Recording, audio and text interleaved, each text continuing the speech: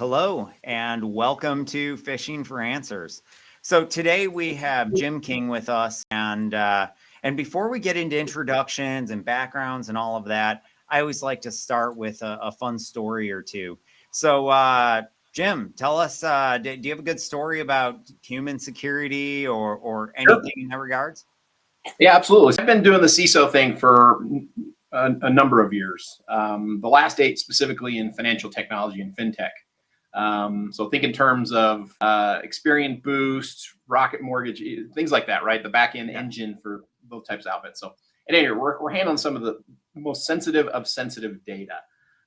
So one day we're having a board meeting, and I am at the same time facilitating a full intrusion / penetration test in the real world. So not a software based pen test, whatnot.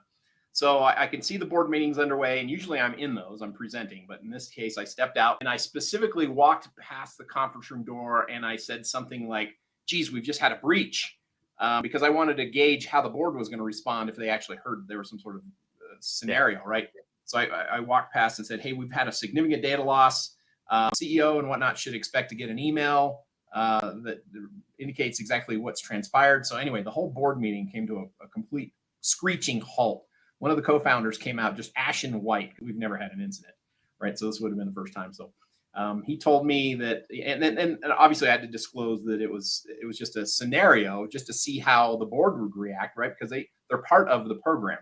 They are, So absolutely. at any rate, for the last probably 6+ years, what I hear nonstop is I've caused some PTSD with some senior executives as a result of the scenario that we did. In another situation, we did a lot of physical security tests, and by physical security, what I mean is one of our mandates was that we had a secure facility, right?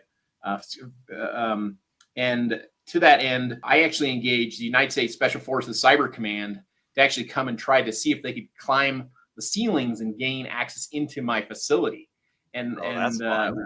it was a lot of fun. And so, to see these guys coming in and to really just kind of gauge our employees' reaction to what was transpiring, to see who they're going to notify. Right? Hey, there's these guys. They look like ninja warriors trying to physically gain access to the facility.